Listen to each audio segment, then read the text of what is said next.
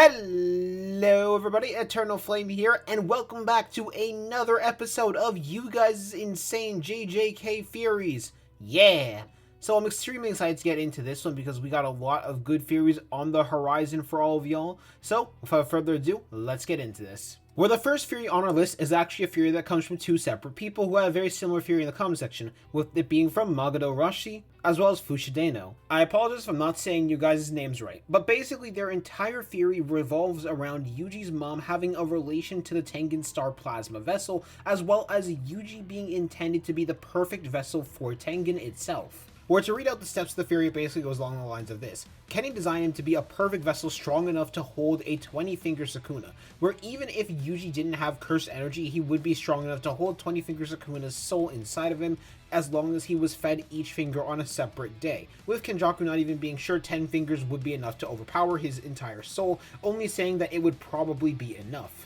There's another important vessel that's repeatedly thrown around in this series, and that is the Star Plasma vessel, as it was ultimately the death of the previous Star Plasma vessel that ended up starting everything in Jujutsu Kaisen to begin with.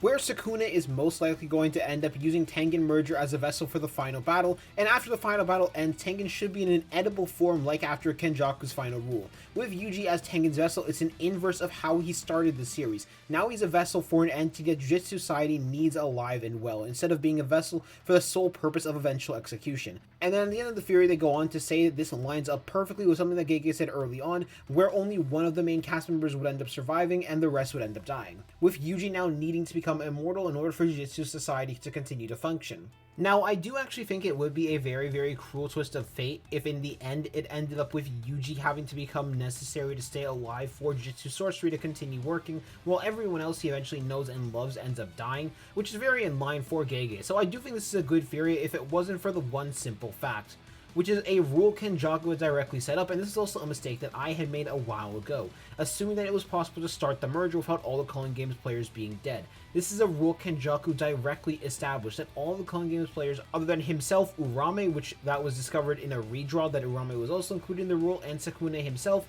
were all included in people who could survive. Everyone else in the Culling Games needed to die in order for the merger to work. So while I do like this theory, and it would be an extremely dark ending for JJK, extremely fitting for Gege, I just don't see it happening purely because of the established rules necessary for the merger. Now, the next theory is from someone known as Juan Hines, where their theory is in relation to the potential return of Todo and Nobara, mainly thanks to what has been established in the most recent chapter, that it is actually possible to heal soul damage if you are aware of the soul, and with Yuji's level of RCT that he has direct access to, that it might be possible for him to actually heal Nobara as well as Todo. Now, I will say this, I think Todo is a lot more likely to be healed than Nobara, purely because of how damaged Nobara actually was by this point, if it is even possible for the both of them to be healed. Purely because of how Idol Transfiguration actually works. Idol Transfiguration doesn't actually damage the soul directly, it more like just reshapes the soul into the image, and because of the way that the soul is reshaped, it actually just kills them directly. However, this could still be possible nonetheless, especially with how much Yuji has learned about the soul up to this point, so showing his soul knowledge by having him actually heal Nobara and Todo, especially Nobara, would be a really good way to show his soul knowledge. Now, this also does make the assumption that Yuji is able to output RCT, which I'm not as sure about as well, but that could very well be possible and would make a lot of sense for Yuji, someone who is so focused on keeping other people alive, learning how to heal other people as well, because it just sounds like something extremely in character and in line for Yuji to want to do. So I do think this theory is an interesting one and a good one, but I don't see it being extremely likely, but I still think it's interesting nonetheless. Now, our next theory is from someone known as Adrian Arnold, and this is a crackpot theory, and I kind of love this theory if I'm going to be completely honest, because of how much this actually tactically makes sense for them to do. Where their theory is basically they are teleporting every single sorcerer who gets very injured or close to death incredibly fast so they can be finished off through non-cursed energy-based methods in order to effectively exploit the system by turning them into vengeful spirits for them to come back and have a second shot at defeating Sukuna after getting massively evolved, because as we know through Naoya, once you become a vengeful cursed spirit, you become a lot stronger than you were as a human. Now, this actually makes a lot more sense than you might think it makes sense, because you might be thinking, oh, isn't there a massive risk for turning these sorcerers into vengeful cursed spirits? Because they just might not end up on your side, they might end up wanting to destroy everything.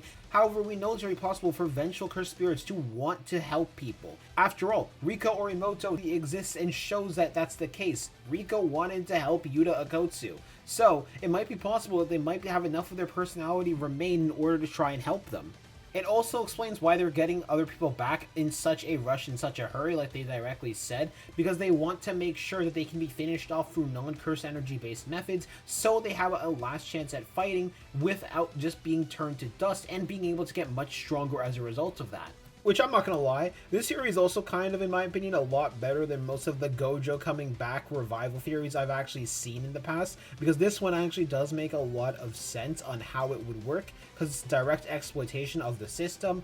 But while this is a really, really cool theory, and this would be really awesome to do, and just overall this makes sense tactically to do, I really don't see them doing this purely because they actually care too much about the characters and the people. Because, like, on a tactical perspective, this makes a lot of sense in my opinion, but would you be okay if your friend suddenly brought you back as a cursed spirit in order to help you fight against somebody, turning you basically into a monster in order to make sure you could keep fighting?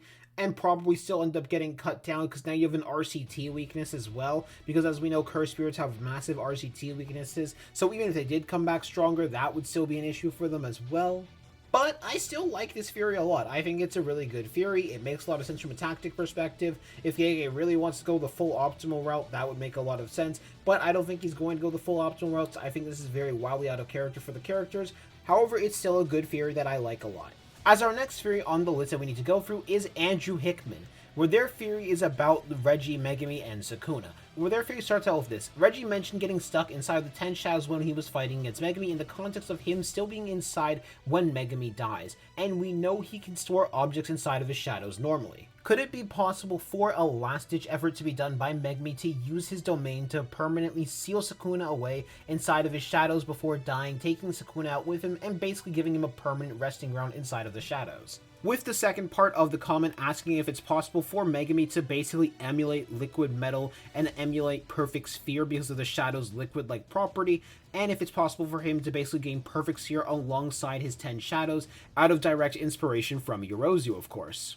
Now, first I'm going to cover the possibility of this is how we end up dealing with Sukuna, which this would make a lot of sense if I'm being completely honest. Where even if Yuji does manage to talk no jutsu Megumi, what does Megumi really have to live for? So him choosing to do this, using a life-sacrificing binding vow more than likely to make something powerful enough that Sukuna could never have a chance of ever escaping, maybe even eventually drowning inside of the shadows, because we know you can't actually breathe inside of the shadows as Reggie had directly shown in that fight, it would make a lot of sense for Megumi to do this, especially considering a lot of his motivations are gone up to this point.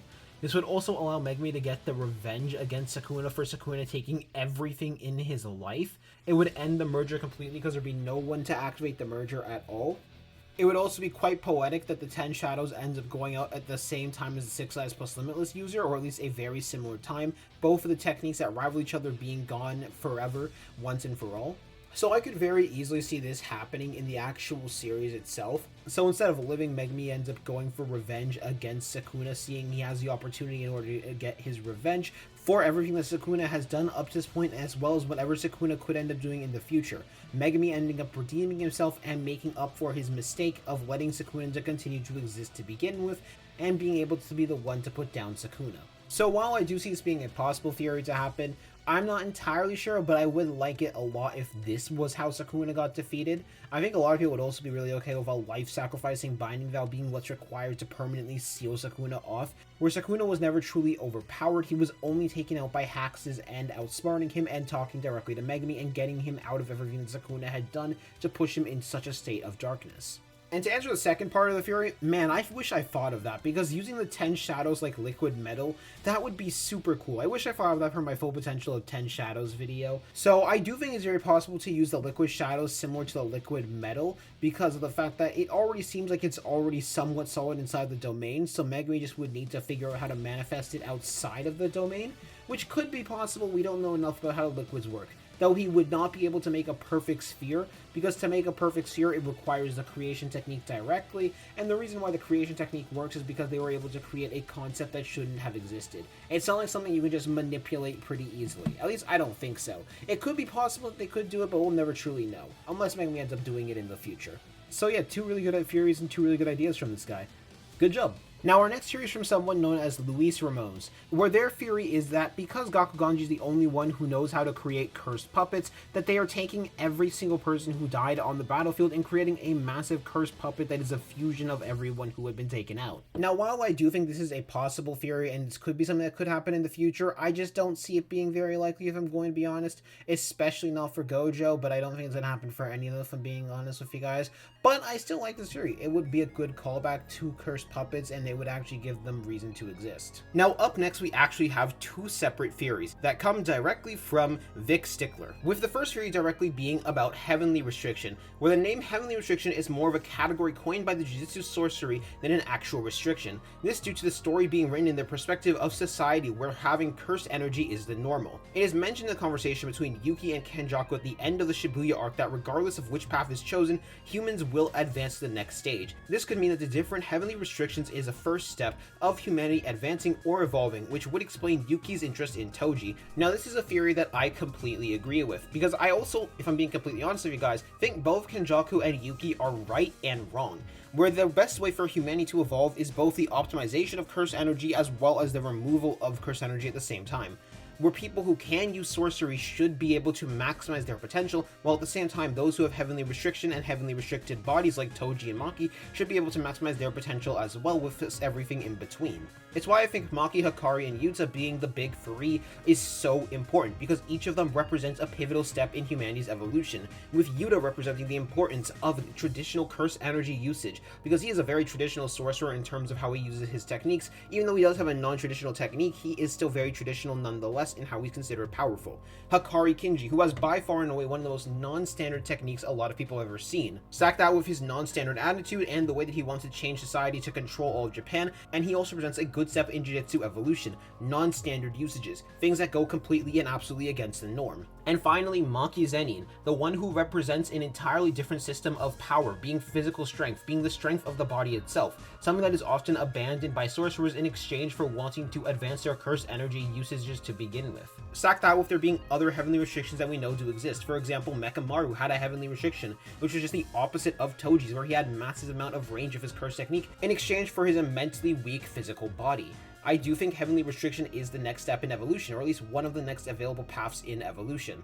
Now the next part of their theory is about the culling games, where it's a secondary theory about the culling games, where it's about how Tengen directly says that his barrier is needed for the optimization of curse energy. The barrier around Japan could therefore be seen as something of a big container for the curse energy to crystallize in, also known as both sorcerers and curses rise in power until it forces the next step of evolution, which is where the culling games directly come in. The culling games being a method to force the evolution of curse energy as well as the rise of negative emotions faster, in order to force this next step of evolution even faster, which this is something that I completely agree with. After all, we know sorcerers get a lot stronger when they fight against each other, and they grow a lot faster through combat rather than just normal ordinary training. Stack that with the amount of negative emotions that would be rising around from effectively this country-wide death game, and it would result in a massive amount of curse energy spawning and just overall a massive amounts of evolution. So yeah, I do think this is a good theory. It makes a lot of sense, and it would fit very, very well with why Kenjaku wanted to trigger the culling games, as well as why the culling games could have been even made to be a ritual in order to force humanity to go through its next step of evolution.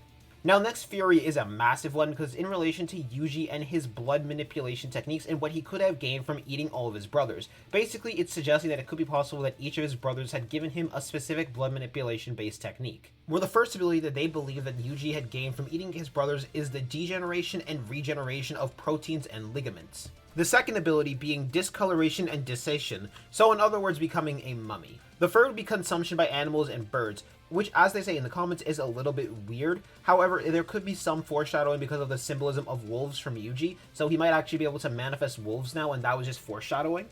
The next ability is the possibility of him gaining access to dismemberment as a potential way to catch up to Sukuna. Effectively his own likely mini version of cleave as a blood manipulation based ability, at least that's what I'm thinking that's what they mean. I'm not entirely too sure if I'm being completely honest.